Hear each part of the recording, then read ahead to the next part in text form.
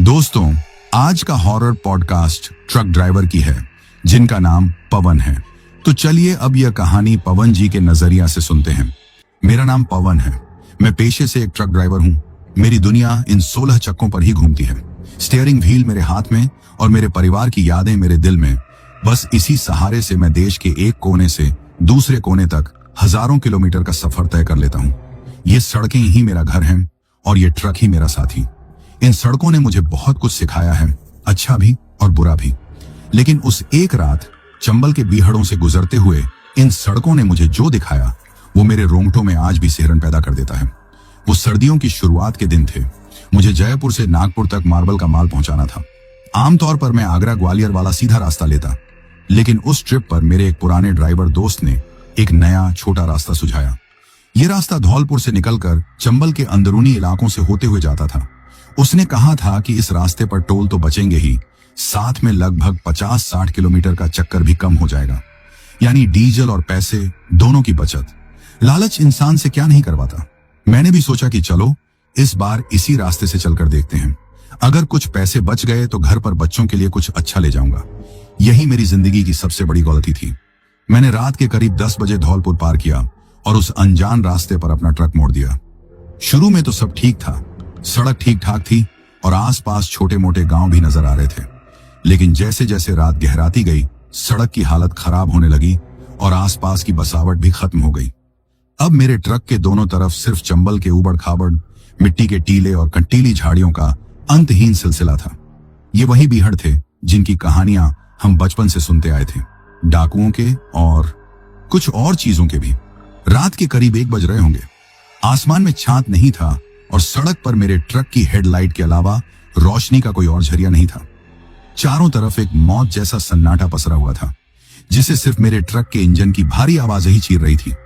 मुझे अब अपने फैसले पर पछतावा होने लगा था। मुझे लग रहा था कि कुछ 100 रुपए बचाने के चक्कर में मैंने खुद को किसी मुसीबत में डाल दिया है। मैंने मन ही मन हनुमान चालीसा का पाठ करना शुरू कर दिया। मेरे डैशबोर्ड पर संकट मोचन हनुमान जी की एक छोटी सी मूर्ति रखी है, जिसके आगे मैं रोज सुबह एक अगरबत्ती जरूर जलाता हूँ। उन्हें देखकर मुझे हिम्मत मिलती है। मैं हनुमान जी का नाम जपते हुए ट्रक चला रहा था कि तभी हेडलाइट की रोशनी में मुझे सड़क के किनारे एक साया नजर आया। वो एक बहुत ही बूढ़ी औरत का साया था, जिसकी कमर पूरी तरह से झुकी हुई थी। वो अकेली नहीं थी, अपने साथ एक बहुत बड़ी और भारी बोरी को घसीटने की कोशिश कर रही थी। वो बोरी इतनी भारी लग रही थी कि उस कमजोर औरत से वो कुछ इंच भी आगे नहीं खिसक रही थी। एक ड्राइवर होने के नाते मेरा पहला ख्याल था खतरा। इस इलाके में रात के वक्त कोई भी, खासकर एक अकेली बूढ़ी औरत, किसी बड़े धोखे का हिस्सा हो सकती है। मैंने ट्रक की रफ्तार धीमी नहीं की, लेकिन जैसे ही मैं उसके पास से गुजरा, मैंने साइड वाले शीशे में उसका चेहरा देखा। वो हाँफ रही थी और उसके चेहरे पर एक अजीब सी बेबसी थी। मुझसे रहा नहीं गया। मैंने सोचा, अगर ये सच में कोई जरूरतमंद हुई और मैंने इसकी मदद नहीं की तो मैं खुद को कभी माफ नहीं कर पाऊंगा, और फिर एक बूढ़ी औरत मेरा क्या ही बिगाड़ लेगी। मैंने ट्रक को कुछ आगे ले जाकर रोक दिया। मैं नीचे उतरा। सर्द हवा सीधी हड्डियों तक चुभ रही थी। मैं उस औरत की तरफ बढ़ा। माई, इतनी रात को इस सुनसान जगह पर क्या कर रही हो और ये क्या घसीट रही हो? मैंने पूछा। उस बुढ़िया ने अपना झुर्रियों वाला चेहरा उठाकर मेरी तरफ देखा। उसकी आंखें गड्ढों में ढंसी हुई थी। वो कुछ बोली नहीं, बस हाँफती रही और अपनी उंगली से उस बोरी की तरफ और फिर आगे सड़क की तरफ इशारा किया। मैं समझ गया कि वो इसे आगे ले जाना चाहती है। कहाँ जाना है? मैंने पूछा। उसने फिर से आगे की तरफ इशारा कर दिया। मुझे लगा कि शायद वो बोल नहीं सकती या शायद बहुत ज्यादा थकी हुई है। मैंने उस बोरी की तरफ देखा। वो एक बहुत पुरानी और मोटी टाट की बोरी थी, जिसका मुंह कसकर रस्सी से बंधा हुआ था। लाओ, मैं मदद कर देता हूँ, मैंने कहा और उस बोरी को उठाने के लिए झुका। दोस्तों, जैसे ही मैंने उस बोरी पर हाथ रखा, 2 चीजें हुई। पहली, एक बहुत ही गंदी सड़ी हुई सी बदबू मेरे नथुनों से टकराई। वो ऐसी बदबू थी जैसे कोई जानवर मरकर कई दिनों से अंदर सड़ रहा हो। मुझे एक पल को उलटी आने को हुई। दूसरी चीज जो हुई वो थी उस बोरी का वजन। भगवान कसम, मैंने अपनी जिंदगी में ट्रक में न जाने कितना माल लोड किया होगा, लेकिन वो 100-125 किलो की बोरी मुझे पहाड़ जैसी भारी लगी। मैंने अपनी पूरी ताकत लगाई, तब जाकर मैं उसे कुछ इंच ऊपर उठा पाया। मुझे हैरानी हुई कि ये कमजोर सी बुढ़िया इस भीम जैसे वजन को अकेले घसीटने की कोशिश कैसे कर रही थी। माई, इसमें ऐसा क्या भर रखा है? बहुत भारी है ये तो, मैंने हाँफते हुए कहा। उसने कोई जवाब नहीं दिया। बस मुझे घूरती रही। मैंने जैसे तैसे उस बोरी को घसीटकर अपने ट्रक के केबिन के पास लाया। अब सवाल यह था कि इसे अंदर कैसे रखा जाए। ये इतनी बड़ी थी कि सीट पर रखना मुश्किल था। मैंने ड्राइवर सीट के पीछे वाली लंबी सोने की जगह पर उसे रखने का फैसला किया। मैंने अपनी पूरी जान लगाकर उस बोरी को उठाया और किसी तरह केबिन के अंदर सरका दिया। मेरे पसीने छूट गए। मैंने उस बुढ़िया को सहारा देकर बड़ी मुश्किल से केबिन में चढ़ाया और अपनी सीट पर बिठाया। वो एक कोने में सिमट कर बैठ गई। मैं वापस अपनी ड्राइवर सीट पर आया, दरवाजा बंद किया और बजरंगबली का नाम लेकर ट्रक आगे बढ़ा दिया। केबिन के अंदर अब वो सड़ांध वाली बदबू पूरी तरह से भर चुकी थी। मैंने केबिन के दोनों शीशे नीचे कर दिए ताकि ताजी हवा आ सके। मैंने सफर तो शुरू कर दिया था, लेकिन मेरे दिल में एक अजीब सी बेचैनी थी। मैं बार बार शीशे में उस बुढ़िया को देख लेता जो बिल्कुल शांत बैठी थी, और फिर मेरी नजर उस बोरी पर जाती जो मेरे ठीक पीछे पड़ी थी। न जाने क्यों मुझे उस बोरी से एक अजीब सा डर लग रहा था। मुझे ऐसा महसूस हो रहा था कि उस बोरी में सिर्फ कोई मरा हुआ जानवर नहीं, बल्कि कुछ और है, कुछ बहुत ही भयानक और अपवित्र। उस रात मैंने अनजाने में ही सही, लेकिन मौत के एक बोझ को खुद ही उठाकर अपनी गाड़ी में रख लिया था, और वो बोझ अब मेरे साथ साथ चल रहा था, अपनी असली मंजिल की तरफ। मैंने ट्रक को वापस सड़क पर दौड़ा दिया, लेकिन अब केबिन के अंदर का माहौल पूरी तरह से बदल चुका था। वो सड़ांध वाली बदबू इतनी तेज हो गई थी कि मेरा सिर घूमने लगा था। मैंने दोनों खिड़कियों के शीशे पूरी तरह से नीचे कर दिए थे ताकि बाहर की ठंडी हवा अंदर आती रहे। सर्द हवा चाबुक की तरह मेरे चेहरे पर लग रही थी, लेकिन ये उस बदबू से तो बेहतर ही थी। मैं बार बार अपनी बगल वाली सीट पर बैठी उस बुढ़िया को देख लेता। वो बिल्कुल शांत एक पत्थर की मूर्ति की तरह बैठी थी। उसकी आंखें सामने सड़क पर टिकी हुई थीं, लेकिन मुझे ऐसा लग रहा था कि वो सड़क को नहीं, बल्कि उसके पार किसी और ही दुनिया को देख रही है। उसकी खामोशी अब मुझे डरा रही थी। मेरे दिमाग में तरह तरह के ख्याल आ रहे थे। आखिर इस बोरी में ऐसा क्या है जो इतना भारी भी है और इतना बदबूदार भी? और ये औरत इसे लेकर इस सुनसान रास्ते पर अकेली क्या कर रही है? कहीं ये कोई तस्कर तो नहीं? कहीं ये किसी जानवर के अवशेषों को गैर कानूनी तरीके से तो नहीं ले जा रही? मैंने खुद को समझाने की बहुत कोशिश की, लेकिन मेरा दिल किसी अनहोनी की आशंका से बैठा जा रहा था। मैं मन ही मन बजरंगबली का नाम जप रहा था, जय हनुमान जय हनुमान। हम उस सुनसान रास्ते पर और आगे बढ़ चुके थे। चारों तरफ बीहड़ का सन्नाटा और भी गहरा हो गया था। अब तो सड़क भी लगभग खत्म हो चुकी थी और मेरा ट्रक एक कच्चे पत्थरीले रास्ते पर हिचकोले खा रहा था। तभी मुझे वो आवाज सुनाई दी। पहले तो बहुत धीमी थी, जैसे कोई चूहा कपड़ा कुतर रहा हो। मैंने सोचा शायद बोरी ट्रक के हिलने की वजह से फर्श पर घिसट रही होगी। मैंने उस पर ध्यान नहीं दिया, लेकिन कुछ देर बाद वो आवाज फिर से आई। इस बार थोड़ी अलग थी, एक बहुत ही धीमी गीली सी आवाज, जैसे कोई अपने मुंह में कुछ भरकर चबा रहा हो। ये सुनकर मेरे कान खड़े हो गए। मैंने फौरन शीशे में उस बुढ़िया को देखा। वो तो मूर्ति की तरह शांत बैठी थी, तो फिर ये आवाज कहां से आ रही है? मेरी नजर मेरे पीछे पड़ी उस बोरी पर गई। क्या आवाज उसके अंदर से आ रही है? ये ख्याल आते ही मेरे पूरे बदन में एक सिहरन दौड़ गई। बोरी के अंदर से चबाने की आवाज कैसे आ सकती है? एक हल्की सी लेकिन बहुत ही साफ किसी छोटी हड्डी के टूटने जैसी आवाज आई। अब मेरा डर अपनी सीमा पार कर रहा था। मैं जानता था कि कुछ तो बहुत ही ज्यादा गड़बड़ है। मैंने फैसला किया कि मैं अब और चुप नहीं रह सकता, मुझे पूछना ही होगा। मैंने हिम्मत बटोर कर कहा, माई माफ करना, लेकिन ये तुम्हारी बोरी से कुछ अजीब आवाजें आ रही हैं। मेरी बात सुनकर उस बुढ़िया ने बहुत धीरे धीरे अपना सिर मेरी तरफ घुमाया। दोस्तों, जब उसकी नजरें मुझ पर पड़ी तो एक पल को तो मेरी सांस ही रुक गई। उसकी धंसी हुई आंखें जो पहले बेजान लग रही थीं, अब अंधेरे में हल्की हल्की चमक रही थीं, और उनमें एक ऐसी क्रूरता थी जिसे देखकर किसी की भी रूह कांप जाए। और फिर वो बोली, पहली बार।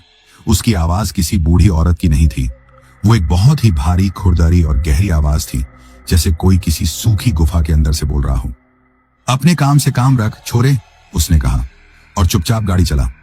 उसका ये धमकी भरा लहजा और वो गैर इंसानी आवाज सुनकर मेरा खून सूख गया। मैं समझ गया कि ये कोई बेचारी लाचार बुढ़िया नहीं है, ये कुछ और है, कुछ बहुत ही खतरनाक। अब मैं ट्रक नहीं चला रहा था, मैं बस डर के मारे स्टीयरिंग व्हील पकड़े बैठा था। मेरे हाथ पैर कांप रहे थे। मैं चाहता था कि मैं ट्रक रोकूं और इस बला को इसकी बोरी समेत बाहर फेंक दूं, लेकिन मैं हिलने की हिम्मत भी नहीं कर पा रहा था। मुझे लग रहा था कि अगर मैंने ट्रक रोका तो ये मुझ पर हमला कर देगी। मैं डैशबोर्ड पर रखी हनुमान जी की छोटी सी मूर्ति को देख रहा था और मन ही मन प्रार्थना कर रहा था, बचा लो प्रभु, आज बचा लो। मैं उस बीहड़ के बीचों बीच फंस चुका था। मेरे एक तरफ एक अनजान खतरनाक रास्ता था और दूसरी तरफ मेरे ही केबिन में बैठी साक्षात मौत थी। तभी मेरी नजर उसके हाथों पर पड़ी। जो हाथ पहले शॉल में छिपे हुए थे अब बाहर थे। उसके नाखून वो आम इंसानों जैसे नहीं थे। वो लंबे, पीले और आगे से मुड़े हुए थे, ठीक किसी शिकारी पंछी के पंजों की तरह। मैं अब बस हनुमान चालीसा का पाठ मन में दोहरा रहा था। नासे रोग हरे सब पीरा, जपत निरंतर हनुमत बीरा जमाम। वो चबाने और हड्डी तोड़ने की आवाजें अब भी उस बोरी के अंदर से रुक रुक कर आ रही थी। हर आवाज मेरे दिल पर हथौड़े की तरह पड़ रही थी। मैं पागलों की तरह ट्रक भगा रहा था, इस उम्मीद में कि यह रास्ता जल्द ही खत्म हो जाएगा। तभी एक तीखे मोड़ पर मैंने ट्रक तेजी से घुमाया। इस वजह से मेरे पीछे पड़ी वो भारी बोरी एक तरफ से दूसरी तरफ लुढ़क गई और मेरे ड्राइवर सीट के पिछले हिस्से से जोर से टकराई। बोरी के टकराते ही उसके अंदर से एक आवाज आई। इस बार वो कोई चबाने या हड्डी तोड़ने की आवाज नहीं थी, वो एक इंसान की आवाज थी। एक दबी हुई, दर्द से भरी कराहने की आवाज, जैसे कोई बहुत दर्द में हो और उसके मुंह पर पट्टी बंधी हो। वो आवाज सुनते ही मेरे कानों में जैसे किसी ने खौलता हुआ सीसा डाल दिया हो। मेरा दिमाग सुन्न पड़ गया। तो उस बोरी में कोई मरा हुआ जानवर नहीं था, उसमें कोई जिंदा इंसान था, या शायद अब तक जिंदा था। वो बदबू, वो वजन, वो आवाजें, सब कुछ मेरे दिमाग में एक साथ जुड़ गया। मैं समझ गया, ये बुढ़िया, ये डायन है, एक आदमखोर डायन, और इसकी बोरी में इसका शिकार है जिसे ये जिंदा ही खा रही है। इस भयानक एहसास के होते ही मैंने शीशे में उस बुढ़िया की तरफ देखा। वो मुझे ही देख रही थी और उसके झुर्रियों वाले होंठों पर एक बहुत ही धीमी, खौफनाक मुस्कान फैल रही थी, जैसे वो कह रही हो, हाँ, अब तुझे सच पता चल गया। उस इंसान की दर्द भरी कराह और उस बुढ़िया की शैतानी मुस्कान, इन दो चीजों ने मिलकर मेरे दिमाग को जैसे सुन्न कर दिया था। एक पल के लिए मेरा शरीर पूरी तरह से जम गया। मैं ट्रक नहीं चला रहा था, ट्रक खुद ब खुद उस अंधेरे, पथरीले रास्ते पर आगे बढ़ रहा था। मेरी आंखें सामने सड़क पर थीं, लेकिन मुझे कुछ दिखाई नहीं दे रहा था। मेरे कानों में बस उस आदमी की दबी हुई चीख और उस बोरी से आती चबाने की आवाजें गूंज रही थीं। मैं मारा गया, आज मैं नहीं बचूंगा। ये डायन मुझे भी अपनी बोरी में भरकर खा जाएगी। मेरे दिमाग में बस यही ख्याल घूम रहे थे। मौत का ठंडा डर मेरी रीढ़ की हड्डी में एक बर्फीले सांप की तरह रेंग रहा था। तभी मेरे अंदर से कहीं से एक आवाज आई। मेरे बच्चों का चेहरा, मेरी पत्नी का चेहरा मेरी आंखों के सामने कौंध गया।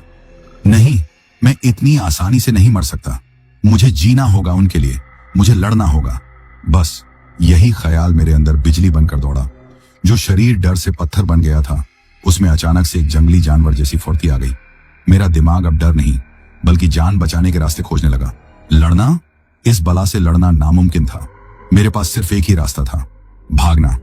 लेकिन भागने के लिए पहले मुझे इस चलते हुए ताबूत को रोकना था। मैंने एक पल भी नहीं सोचा। मैंने अपने पैर को पूरी ताकत से ब्रेक पैडल पर दे मारा। ट्रक के 16 चक्के एक साथ चीखे और पथरीले रास्ते पर घिसटते हुए रुकने की कोशिश करने लगे। ट्रक बुरी तरह से एक तरफ को घूमा और एक जोरदार झटके के साथ बंद हो गया। इस अचानक ब्रेक लगने से केबिन के अंदर रखा सारा सामान इधर उधर बिखर गया और वो भारी बोरी, वो भी अपनी जगह से उछलकर सीधा मेरे पीछे की सीट से टकराती हुई डैशबोर्ड की तरफ आ गिरी। धड़ाम की जोरदार आवाज के साथ बोरी का मुंह, जो पहले से ही थोड़ा ढीला था, पूरी तरह से खुल गया और उसके अंदर का मंजर, हे मेरे बजरंग बली! जो चीज उस बोरी से बाहर गिरी, उसे देखकर मेरी आत्मा तक मुंह को आ गई। वो एक इंसान का कटा हुआ धड़ था, बिना सिर, बिना हाथ पैर का एक मांस का लोथड़ा, जिसे बुरी तरह से नोचा और खाया गया था। और उसी के साथ एक कटा हुआ इंसानी हाथ भी बाहर लुढ़का, जिसकी उंगलियों में एक अंगूठी फंसी हुई थी। केबिन के अंदर अब सड़ांध वाली बदबू के साथ साथ ताजे खून की तेज धातु जैसी महक भी भर गई थी। मैं उस भयानक मंजर को देखकर चीखना चाहता था, लेकिन मेरे गले से सिर्फ एक घबराई हुई सी फुसफुसाहट निकली। लेकिन वो बुढ़िया, वो चीखी नहीं, वो हंसी, एक सूखी खड़खड़ाती हुई दिल दहला देने वाली हंसी, जैसे सूखी पत्तियां एक दूसरे से रगड़ खा रही हों। वो अपनी सीट से उठी और उस गिरे हुए मांस के टुकड़े को देखने लगी। बेवकूफ लड़के, वो अपनी उसी भारी गैर इंसानी आवाज में गुर्राई। उसकी आंखों में अब लाल रंग के डोरे तैर रहे थे। मेरा खाना गिरा दिया, कितनी मुश्किल से इसे जंगल से पकड़ कर लाई थी, अब इसका हर्जाना तो तुझे ही भरना पड़ेगा। ये कहते हुए वो मेरी तरफ बढ़ने लगी और मैंने देखा, मेरे देखते ही देखते उसका शरीर बदल रहा था। उसकी झुकी हुई कमर सीधी हो गई, वो जो कमजोर और लाचार दिख रही थी, अब उसके अंदर से एक अजीब सी ताकत झलक रही थी। उसकी चमड़ी, जिस पर हजारों झुर्रियां थीं, वो खींचने लगी और उसका चेहरा लंबा और भयानक लगने लगा। उसके होंठ पीछे की तरफ खींचे और मुझे उसके पीले नुकीले दांत साफ साफ दिखाई दिए। मैं समझ गया, अब ये अपना असली रूप दिखा रही है। ये कोई मामूली डायन नहीं, ये एक पिशाचिनी है जो इंसानी मांस पर जीती है। उसने मेरी तरफ अपना पंजा हाथ बढ़ाया। उसके नाखून किसी जानवर की तरह लंबे और तेज थे। अब मेरे पास सोचने का वक्त नहीं था। मैं अपनी जान बचाने के लिए पागलों की तरह अपने दरवाजे का हैंडल ढूंढने लगा। मेरे हाथ इतने कांप रहे थे कि मुझसे हैंडल पकड़ा भी नहीं जा रहा था। मैं मन ही मन बस एक ही नाम जप रहा था, बजरंग बली, बजरंग बली, बचाओ प्रभु। वो डायन अब अपनी सीट से उतरकर मेरे और भी करीब आ गई थी। वो धीरे धीरे आ रही थी, जैसे एक बिल्ली अपने शिकार से खेलने से पहले आती है। उसे मुझे मारने की कोई जल्दी नहीं थी। वो मेरे डर का, मेरी बेबसी का पूरा मजा लेना चाहती थी। कहां जाएगा बचकर? वो हंसी। इस बीहड़ में तेरी चीख सुनने वाला भी कोई नहीं है। आज मेरी दावत तू ही बनेगा। आखिरकार मेरे कांपते हुए हाथ हैंडल पर जम गए। मैंने अपनी पूरी ताकत से हैंडल घुमाया और दरवाजा खोल दिया। मैं ट्रक के ऊंचे केबिन से नीचे नहीं कूदा, मैं बस अपनी जान बचाने के लिए गिर गया। मैं पत्थरीली और कंटीली जमीन पर बुरी तरह से गिरा। मेरे घुटनों और कोहनियों में तेज चोट आई, लेकिन मुझे उस दर्द का एहसास भी नहीं हुआ। मेरे दिमाग में तो बस एक ही बात थी, भागो। मैं जल्दी से उठा। मैंने मुड़कर अपने ट्रक की तरफ देखा। केबिन का दरवाजा खुला हुआ था और उस दरवाजे के अंधेरे में मुझे उस डायन का साया खड़ा दिखाई दिया। उसकी लाल आंखें अंधेरे में दो जलते हुए अंगारों की तरह चमक रही थीं। वो मुझे देखकर मुस्कुराई और फिर उसने नीचे जमीन पर छलांग लगा दी। चंबल के उस सुनसान अंधेरे बीहड़ में अब एक शिकार और शिकारी का खेल शुरू हो चुका था। फर्क बस इतना था कि इस बार शिकारी कोई डाकू नहीं, बल्कि इंसानी मांस की भूखी एक डायन थी और शिकार में था। जैसे ही मैं ट्रक के केबिन से नीचे कूदा, मेरे दिमाग ने सोचना समझना बंद कर दिया था। मेरे अंदर अब सिर्फ एक ही भावना थी, जान बचाने की। मेरे सामने चंबल का वो अंतहीन अंधेरा बीहड़ फैला हुआ था और मेरे पीछे खड़ी थी इंसानी मांस की भूखी एक डायन। मेरे पास चुनने के लिए कोई रास्ता नहीं था सिवाय अंधेरे में कूद जाने के। मैंने पीछे मुड़कर नहीं देखा, मैं बस भागा। मैं सड़क छोड़कर ऊबड़ खाबड़ पत्थरीली जमीन पर दौड़ने लगा। चंबल के वो बीहड़ किसी आम जंगल या खेत की तरह नहीं थे। वो मिट्टी के ऊंचे नीचे टीलों, गहरी खाइयों और कंटीली झाड़ियों का एक भयानक जाल थे। हर कदम पर मेरे पैर फिसल रहे थे और बबूल के कांटे मेरे कपड़ों को फाड़ते हुए मेरे जिस्म में चुभ रहे थे। लेकिन मुझे उस दर्द का एहसास नहीं हो रहा था। मेरे ऊपर तो मौत का साया मंडरा रहा था। मुझे अपने पीछे उस डायन की खड़खड़ाती हुई हंसी सुनाई दे रही थी। वो हंसी उन बीहड़ों में गूंज रही थी जैसे कोई शैतान अपनी जीत का ऐलान कर रहा हो। भाग, भाग ले मेरे शिकार, जितना भागेगा तेरे मांस में उतना ही स्वाद आएगा। उसकी वो भारी गूंजती हुई आवाज मेरे कानों में पड़ी। उसकी आवाज ने मेरे डर को और बढ़ा दिया। मैंने अपनी रफ्तार और तेज कर दी। मैंने डर के मारे एक पल को पीछे मुड़कर देखा। दोस्तों, जो मैंने देखा वो किसी भी इंसान के होश उड़ाने के लिए काफी था। वो डायन इंसानों की तरह नहीं दौड़ रही थी, वो छलांग लगा रही थी। एक मिट्टी के टीले से दूसरे टीले पर वो किसी चीते की तरह लंबी लंबी छलांगें भर रही थी। हवा में उसका शरीर एक भयानक परछाई की तरह लगता था। वो बहुत तेजी से मेरे और उसके बीच का फासला कम कर रही थी। मैं समझ गया, मैं उससे भागकर नहीं जीत सकता। मुझे उसे धोखा देना होगा, कहीं छिपना होगा। मैं मन ही मन बस बजरंग बली का नाम जप रहा था। जय हनुमान ज्ञान गुण सागर, जय कपीस तिहु लोक उजागर। मैं एक गहरी खाई के किनारे पहुंचा। नीचे घना अंधेरा था। मैंने एक पल भी नहीं सोचा और उस खाई में नीचे की तरफ फिसल गया। मिट्टी और छोटे छोटे पत्थर मेरे साथ नीचे लुढ़कने लगे। मैं कई बार गिरा। मेरी कोहनियां और घुटने बुरी तरह से छिल गई, लेकिन मैं रुका नहीं। मैं उस खाई की ढलान पर लुढ़कता हुआ नीचे पहुंचा। कुछ देर के लिए उसकी हंसी और आवाजें आनी बंद हो गईं। मुझे लगा शायद मैंने उसे पीछे छोड़ दिया है। मैं एक बड़ी सी चट्टान की आड़ में छिपकर अपनी सांसों को काबू करने की कोशिश करने लगा। मेरा पूरा शरीर कांप रहा था। मेरे फेफड़े आग की तरह जल रहे थे और मेरा गला प्यास से सूखकर कांटा हो गया था। उसकी वही हंसी ठीक मेरे ऊपर उस खाई के किनारे से आई। मेरा दिल बैठ गया। उसने मुझे देख लिया था। इस बीहड़ का झर्रा झर्रा मेरा घर है, छोरे, वो ऊपर से चिल्लाई। तू मुझसे कहां छिपेगा? और फिर उसने खाई में नीचे छलांग लगा दी। वो किसी पंछी की तरह हवा में तैरती हुई नीचे उतरी। अब मैं और वो एक ही खाई में थे। हमारे बीच बस कुछ खच का फासला था। मैं फिर से भागा। वो खाई आगे जाकर और भी संकरी और भूल भुलैया जैसी हो गई थी। मैं पागलों की तरह अंधेरे में दौड़ रहा था, बिना ये जाने कि मैं कहां जा रहा हूं। मेरे पीछे वो डायन एक अजीब सी लय में कूदती हुई आ रही थी और साथ साथ कुछ भयानक सा गुनगुना रही थी, जैसे कोई लोरी गा रही हो। आजा मेरे बच्चे, आजा मेरी गोद में, मैं तेरी सारी तकलीफें खत्म कर दूंगी। उसकी वो आवाज मेरे दिमाग पर हथौड़े की तरह पड़ रही थी। मैं अपने कानों पर हाथ रखना चाहता था, लेकिन मुझे भागना था। भागते भागते मेरा पैर एक पत्थर से टकराया और मैं मुंह के बल गिरा। मेरे घुटने में एक तेज चुभने वाला दर्द हुआ। शायद कोई नुकीला पत्थर अंदर घुस गया था। मैं दर्द से कराह उठा। मैंने उठने की कोशिश की, लेकिन मेरा एक पैर ठीक से काम नहीं कर रहा था। वो मेरे ठीक पीछे कुछ ही कदमों की दूरी पर आकर उतरी। मैं जमीन पर पड़ा हुआ था और वो मेरे ऊपर एक भयानक परछाई की तरह खड़ी थी। उसकी लाल आंखें अंधेरे में चमक रही थीं। थक गया? उसने अपनी भयानक आवाज में पूछा। चल, अब तेरी दावत का वक्त हो गया है। उसने अपना पंजा मेरी तरफ बढ़ाया। मैं अपनी मौत को अपनी आंखों के सामने देख रहा था। मैंने आंखें बंद कर ली और अपने बच्चों का चेहरा याद करने लगा। हे बजरंग बली, रक्षा करना। तभी न जाने कहां से मेरे अंदर एक आखिरी हिम्मत जागी।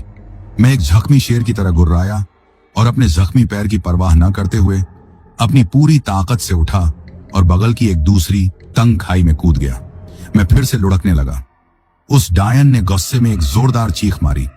मैं लुढ़कता हुआ उस नई खाई के तल में पहुंचा। ये जगह और भी ज्यादा अंधेरी और कंटीली झाड़ियों से भरी हुई थी। मैं उठा और लंगड़ाते हुए आगे बढ़ा और फिर मुझे वो दिखाई दिया। कुछ दूर दो बड़े टीलों के बीच में एक छोटा सा अंधेरा ढांचा खड़ा था। वो किसी पुरानी टूटी फूटी झोपड़ी जैसा लग रहा था। शायद किसी चरवाहे या वन विभाग की चौकी रही होगी, जो अब खंडहर हो चुकी थी। वो मेरी आखिरी उम्मीद थी। मैंने अपने जख्मी पैर के दर्द को नजरअंदाज किया। मैंने अपनी बची खुची सारी ताकत को इकट्ठा किया और उस झोपड़ी की तरफ अपनी जिंदगी की आखिरी दौड़ शुरू कर दी। मेरे पीछे उस डायन की गुस्से भरी चीखें और गालियां गूंज रही थी। वो फिर से मेरा पीछा कर रही थी। मैं नहीं जानता था कि उस झोपड़ी के अंदर क्या है। वो एक पनाहगाह थी या एक बंद कब्र, मुझे नहीं पता था। लेकिन उस वक्त उस अंधेरे बीहड़ में वो टूटी फूटी झोपड़ी ही मुझे दुनिया की सबसे महफूज जगह लग रही थी। मेरे जख्मी पैर का दर्द अब मेरी सहन शक्ति से बाहर हो रहा था, लेकिन सामने दिख रही वो टूटी फूटी झोपड़ी मेरी आखिरी उम्मीद थी।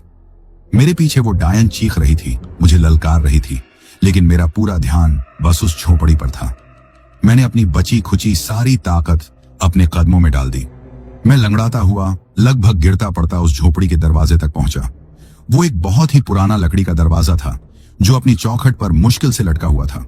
मैंने एक पल भी नहीं सोचा और अपनी पूरी ताकत से दरवाजे पर अपना कंधा दे मारा। कड़ाम की आवाज के साथ सड़ी हुई लकड़ी का वो दरवाजा टूटकर अंदर की तरफ गिर गया। मैं भी अपना संतुलन खोकर उसके साथ ही झोपड़ी के अंदर जमीन पर जा गिरा। अंदर घना अंधेरा था। हवा में धूल, सीलन और किसी जानवर के मरने जैसी बदबू भरी हुई थी। मैं जल्दी से उठा और पीछे मुड़कर दरवाजे की तरफ देखा। मैं जानता था कि वो मेरे ठीक पीछे है। मैंने और अंदर पड़े कुछ टूटे फूटे लकड़ी के टुकड़ों ने मिलकर किसी तरह उस टूटे हुए दरवाजे को वापस उसकी जगह पर अटका दिया, ताकि उसे अंदर आने में कुछ पल की देरी हो सके। यह करने के बाद मैं झोपड़ी के सबसे अंधेरे कोने में जाकर अपनी पीठ दीवार से लगाकर बैठ गया। मैं जोर जोर से हाँफ रहा था। मेरा दिल ऐसे धड़क रहा था जैसे अभी मेरे सीने से बाहर निकल आएगा। बाहर अचानक से खामोशी छा गई। उसकी कोई आवाज नहीं आ रही थी। एक पल को मेरे मन में एक झूठी सी उम्मीद जागी। क्या मैंने उसे पीछे छोड़ दिया? क्या वो मुझे ढूंढ नहीं पाई? लेकिन ये उम्मीद बस कुछ ही पलों की थी। उसकी वही सूखी खड़खड़ाती हुई हंसी झोपड़ी के ठीक बाहर सुनाई दी। मेरा दिल बैठ गया।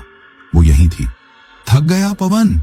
उसकी गूंजती हुई आवाज आई, जैसे वो दरवाजे के ठीक बाहर खड़ी हो। कितना भागेगा मुझसे? थक जाएगा, हार जाएगा और फिर मेरा ही भोजन बनेगा। मैं चुपचाप अपनी सांस रोके बैठा रहा। मैंने अपने मुंह पर हाथ रख लिया ताकि मेरे हांफने की आवाज बाहर न जाए। दरवाजा खोल दे बेटा, वो फुसफुसाई। उसकी आवाज में अब एक अजीब सी ममता थी, एक झूठा सा अपनापन। मैं तुझे कोई दर्द नहीं दूंगी, बस एक ही बार में तेरा सारा दुख खत्म कर दूंगी। मैं जानता था कि यह उसका एक जाल है। वो मेरे डर से खेल रही थी। फिर मैंने उसके कदमों की आवाज सुनी। वो झोपड़ी के चारों तरफ चक्कर लगा रही थी। कभी आवाज दाईं तरफ से आती तो कभी बाईं तरफ से। मैं एक चूहे की तरह फंस चुका था और बिल्ली बाहर मेरे साथ खेल रही थी। फिर एक और भयानक आवाज शुरू हुई। झोपड़ी की कच्ची मिट्टी की दीवार पर किसी के नाखून से खुरचने की आवाज। वो आवाज ऐसी थी जैसे कोई मेरी चमड़ी पर ही अपने नाखून चला रहा हो। मैं उस आवाज से पागल हुआ जा रहा था। मैंने अपनी जेब से कांपते हुए हाथों से मोबाइल निकाला। स्क्रीन टूटी हुई थी, लेकिन वो अभी भी काम कर रहा था। बैटरी सिर्फ 5% बची थी। मैंने उसकी फ्लैशलाइट जलाई और झोपड़ी के अंदर रोशनी की। जो मैंने देखा उससे मेरा बचा खुचा खून भी सूख गया। वो झोपड़ी कोई आम झोपड़ी नहीं थी। झोपड़ी के एक कोने में इंसानी हड्डियों का एक छोटा सा ढेर लगा हुआ था। कुछ खोपड़ियां, कुछ हाथ पैर की हड्डियां, जिन पर अभी भी मांस के सड़े हुए टुकड़े चिपके हुए थे, और फर्श पर जगह जगह गहरे काले धब्बे थे जो सूखे हुए खून के निशान थे। मैं समझ गया, हे मेरे बजरंगबली, मैं किसी पनाहगाह में नहीं बल्कि उस डायन की मांद में, उसके कसाई खाने में आकर छिप गया था। ये झोपड़ी उसका घर थी। यहीं वो अपने शिकारों को लाकर खाती थी। ये भयानक एहसास होते ही बाहर उसकी हंसी और भी तेज हो गई। मूर्ख, तू भागकर मेरे ही घर में आ छिपा। अब तो तुझे मुझसे स्वयं भगवान भी नहीं बचा सकते। उसकी हंसी अचानक बंद हो गई। कुछ पल की खामोशी छाई और फिर एक नई आवाज आई। ये आवाज दरवाजे या दीवारों से नहीं बल्कि ठीक मेरे ऊपर छत से आ रही थी। एक खरोंचने की आवाज, जैसे कोई छत पर चढ़ गया हो और उसे तोड़ने की कोशिश कर रहा हो। मैंने डर के मारे अपनी टॉर्च ऊपर की। झोपड़ी की छत सूखी घास फूस और लकड़ियों की बनी हुई थी। धूल और मिट्टी के कण मेरे ऊपर गिरने लगे। छत के बीचों बीच एक जगह पर हरकत हुई। घास फूस हटने लगी और फिर उस अंधेरे छेद में से दो लाल आंखें मुझे घूरती हुई नजर आईं। वो छत पर थी और अब वो नीचे आ रही थी। मैं दहशत से चीख पड़ा। मैंने चारों तरफ देखा। दरवाजा मैंने खुद ही बंद कर दिया था। अब भागने का कोई रास्ता नहीं था। मैं चारों तरफ से घिर चुका था। वो डायन अब और भी तेजी से छत को तोड़ने लगी। घास फूस और लकड़ी के टुकड़े मेरे ऊपर गिरने लगे। छेद बड़ा होता जा रहा था। मुझे उसका भयानक चेहरा अब और भी साफ नजर आ रहा था। तभी मेरी नजर झोपड़ी की पिछली दीवार पर पड़ी। वो दीवार भी कच्ची मिट्टी की ही बनी थी और बारिश की वजह से उसमें एक बड़ी सी दरार पड़ी हुई थी। वो मेरी आखिरी और शायद झूठी उम्मीद थी। मेरे पास सोचने का वक्त नहीं था।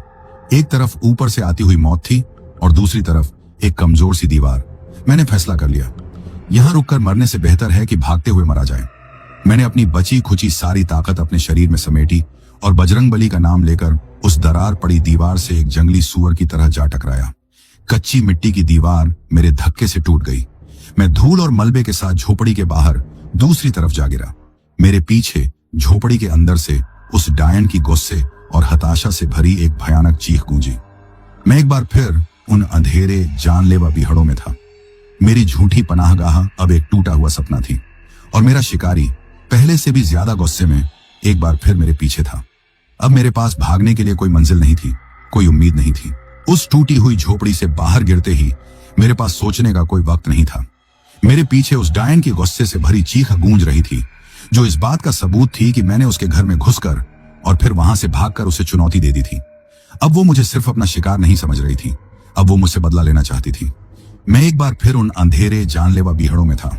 मेरा पैर बुरी तरह से जख्मी था और मेरा शरीर थकान और दर्द से टूट रहा था। मैंने फिर से भागना शुरू किया, लेकिन इस बार मेरी दौड़ में कोई उम्मीद नहीं थी, कोई मंजिल नहीं थी। ये बस मौत से कुछ पल और दूर भागने की एक हताश कोशिश थी। मैं तुझे नहीं छोड़ूंगी, उसकी आवाज मेरे पीछे गूंजी।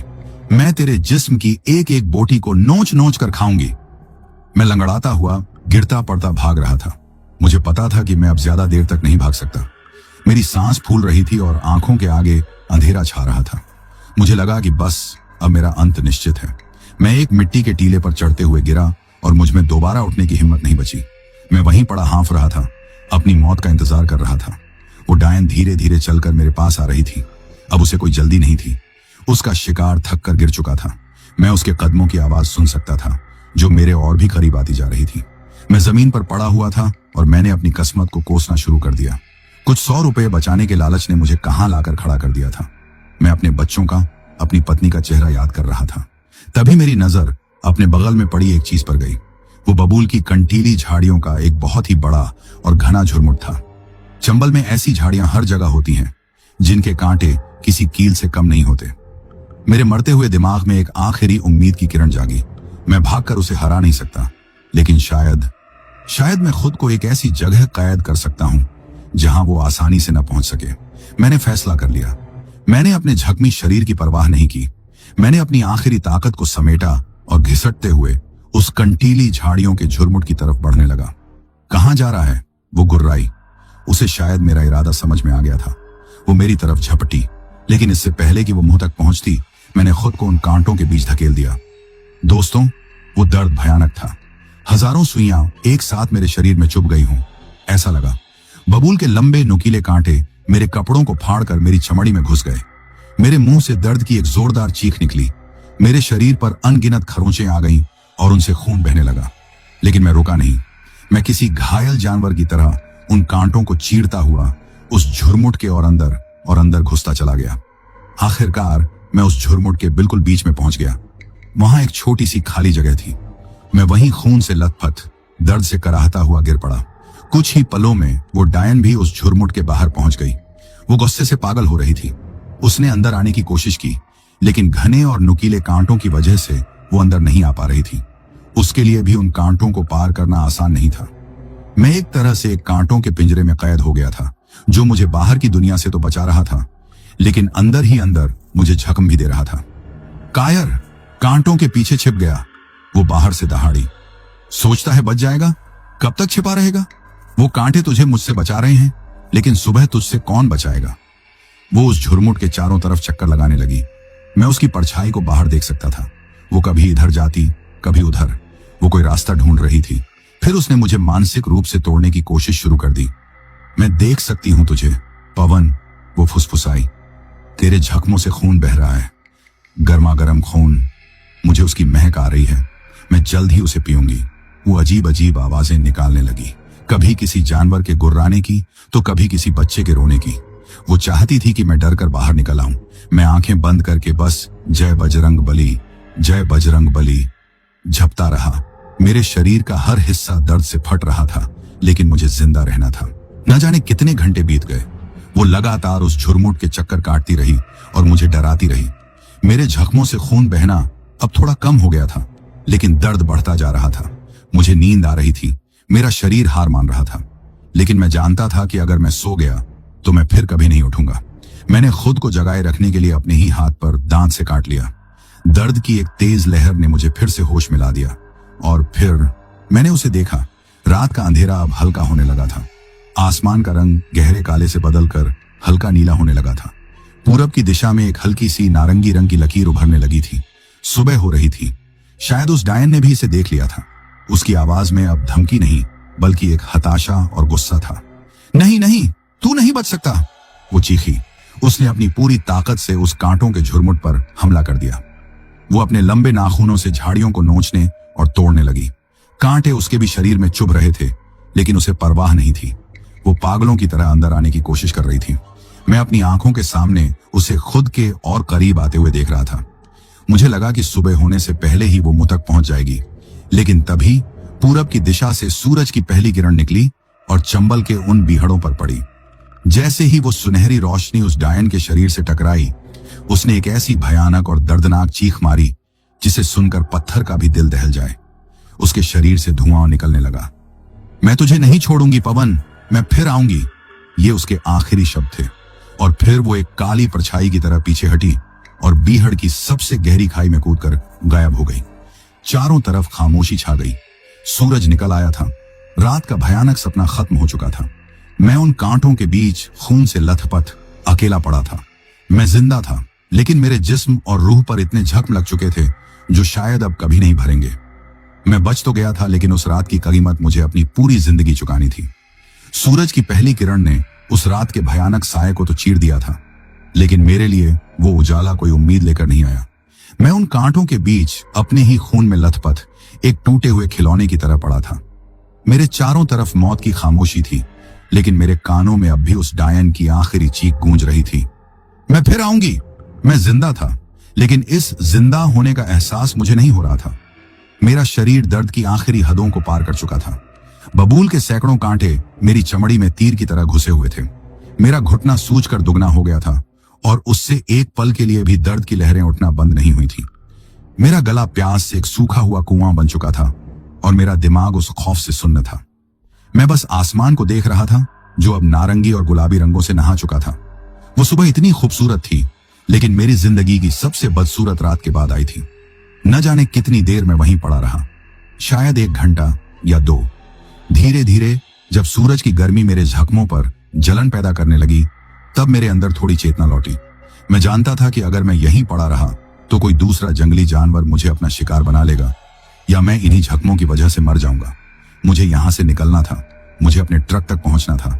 यह सोचना आसान था, लेकिन करना किसी पहाड़ चढ़ने से भी ज्यादा मुश्किल। मैंने उस कांटों के पिंजरे से बाहर निकलने की कोशिश शुरू की। दोस्तों, अगर नरक में कोई सजा होती होगी तो वो शायद ऐसी ही होती होगी। हर एक हरकत पर दर्जनों कांटे मेरे जिस्म में और गहरे धंस जाते। मैं चीखता रोता, लेकिन मुझे हिलना था।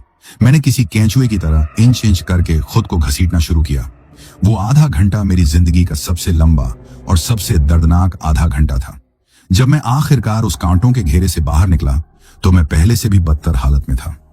मेरे कपड़े तार तार हो चुके थे और मेरे शरीर पर कोई जगह ऐसी नहीं बची थी जहां कोई नया घाव न लगा हो। मैं कुछ देर जमीन पर पड़ा हांफता रहा। फिर मैंने हिम्मत करके उठने की कोशिश की। मैं अपने जख्मी घुटने पर जोर नहीं दे पा रहा था।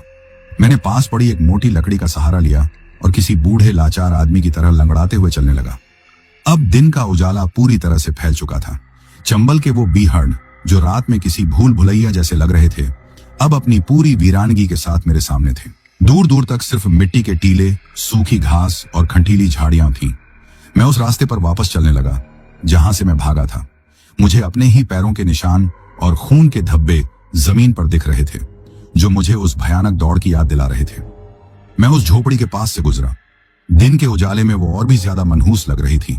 उसका टूटा हुआ दरवाजा और पिछली टूटी हुई दीवार ऐसे लग रहे थे जैसे किसी दैत्य ने अपना मुंह फाड़ रखा हो। मैं वहां एक पल भी नहीं रुका। लंगड़ाते लड़खड़ाते गिरते पड़ते मैं आखिरकार उस जगह पहुंचा जहां मेरा ट्रक खड़ा था।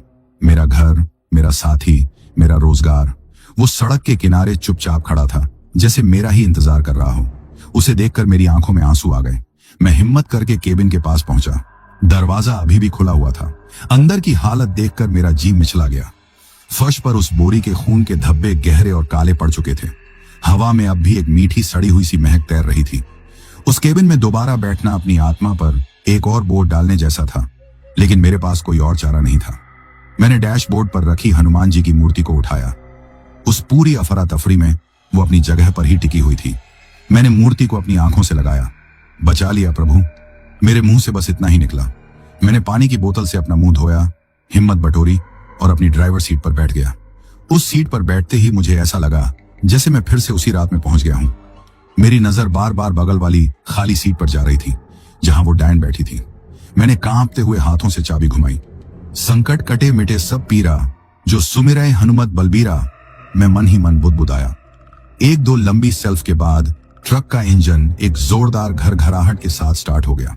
इंजन की वो जानी पहचानी आवाज सुनकर मेरे अंदर थोड़ी सी जान आई। मैंने गियर डाला और उस मनहूस जगह को हमेशा हमेशा के लिए पीछे छोड़ने के इरादे से ट्रक को आगे बढ़ा दिया। मैंने साइड वाले शीशे में एक बार भी पीछे मुड़कर नहीं देखा। मैं बस ट्रक भगाता रहा। मैं तब तक नहीं रुका जब तक चंबल के वो बीहड़ पूरी तरह से खत्म नहीं हो गए और मैं एक चौड़े चलते हुए नेशनल हाईवे पर नहीं आ गया। हाईवे पर दूसरी गाड़ियों को देखकर, लोगों को देखकर मुझे एहसास हुआ कि मैं वापस इंसानों की दुनिया में आ गया हूं। मैंने एक बड़े से भीड़ भाड़ वाले ढाबे पर ट्रक रोका। जब मैं अपने जख्मी शरीर के साथ नीचे उतरा तो ढाबे पर बैठे सभी लोग मुझे ऐसे घूरने लगे जैसे मैंने कोई भूत देख लिया हो। मेरी हालत ही ऐसी थी। एक वेटर दौड़कर मेरे पास आया। पाजी, ये क्या हाल बना रखा है?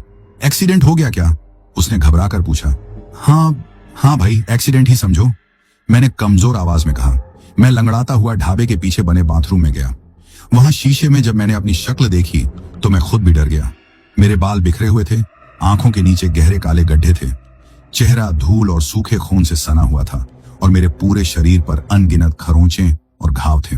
मैं पवन नहीं लग रहा था, मैं किसी कब्र से निकला हुआ मुर्दा लग रहा था। मैंने नल के ठंडे पानी से अपने चेहरे और हाथों को धोया। पानी जब मेरे जख्मों पर लगता तो मैं दर्द से सिहर उठता, लेकिन उस दर्द में भी एक सुकून था, जिंदा होने का सुकून। मैंने कुछ खाने की हिम्मत नहीं की, बस 2 गिलास चाय पी और कुछ दवाइयां खरीदी। मैंने ढाबे वाले से अपनी चोटों के बारे में झूठ बोल दिया कि कुछ गुंडों ने हमला कर दिया था। वो बेचारा भला आदमी था, उसने मेरी बातों पर यकीन कर लिया और मुझे कुछ देर आराम करने के लिए एक खाट भी दे दी। मैं उस खाट पर लेटा तो, लेकिन सो नहीं पाया। जैसे ही मैं आंखें बंद करता, मुझे उस डायन का चेहरा, वो बोरी, वो कटा हुआ हाथ और वो बीहड़ नजर आने लगते। मैंने उस दिन फैसला कर लिया, मैं ये ट्रक चलाना छोड़ दूंगा। ये सड़कें, ये रात के सफर, ये अब मेरे बस की बात नहीं। मैं अपनी जान की कीमत पर पैसे नहीं कमा सकता। मैंने जैसे तैसे नागपुर में माल पहुंचाया। कंपनी वालों ने मेरी हालत देखकर मुझसे ज्यादा सवाल जवाब नहीं किए। मैंने उनसे हिसाब लिया और एक लंबी छुट्टी की अर्जी दे दी, ये जानते हुए कि मैं अब इस काम पर कभी वापस नहीं लौटूंगा। जब मैं हफ्तों बाद वापस अपने घर लौटा तो मेरी पत्नी और बच्चे मुझे दरवाजे पर उस हालत में देखकर सहम गए। मेरे शरीर के घाव तो भर रहे थे, लेकिन मेरे चेहरे पर जो खौफ था वो उनसे छिपा नहीं। हे भगवान, ये क्या हुआ आपको? मैंने कितनी बार कहा था कि रात में गाड़ी मत चलाया करो। मेरी पत्नी रोते हुए मेरे गले लग गई। मैं उसे सच नहीं बता सकता था। अगर मैं उसे बताता कि मैं एक डायन से लड़कर आया हूं तो वो मुझे पागल समझती। मैंने वही कहानी दोहरा दी कि चंबल में डाकुओं ने हमला कर दिया था और मैं किसी तरह अपनी जान बचाकर भागा। सबने मेरी कहानी पर यकीन कर लिया, सिवाय मेरे। मैं जानता था कि मेरा सामना किसी डाकू से नहीं, बल्कि साक्षात यमराज के किसी दूत से हुआ था। उस दिन के बाद मेरी जिंदगी पूरी तरह से बदल गई। मैंने ट्रक चलाना छोड़ दिया। ट्रक बेचकर जो पैसे मिले उससे मैंने घर का कर्ज चुकाया और एक छोटी सी परचून की दुकान खोल ली। अब मैं दिन भर अपनी दुकान पर बैठता हूँ और शाम होते ही घर लौट आता हूँ। मैं अब रात में कभी घर से बाहर नहीं निकलता। अंधेरे से, सुनसान जगहों से और बोरियों से मुझे खौफ आता है। हाँ, बोरियों से। मेरे जिस्म के घाव तो भर गए, लेकिन वो अपने पीछे मेरे शरीर पर अनगिनत सफेद निशान छोड़ गए। ये निशान मुझे हर रोज उस रात की याद दिलाते हैं, लेकिन जो असली जख्म थे वो मेरी रूह पर लगे थे। वो शायद कभी नहीं भरेंगे। इस बात को अब 2 साल हो चुके हैं। जिंदगी एक नई धीमी रफ्तार से चल रही है। मेरे बच्चे अब बड़े हो रहे हैं। मैं उन्हें देखकर खुश होता हूँ और भगवान का शुक्रिया अदा करता हूँ कि मैं आज उनके साथ हूँ। लेकिन कभी कभी, आज भी, कुछ चीजें मुझे वापस उसी खौफनाक रात में खींच ले जाती हैं। कल की ही बात है। मेरी पत्नी बाजार से महीने का राशन लेकर आई। उसने आवाज लगाई, सुनो जी, जरा मदद कर दो, ये बोरी बहुत भारी है।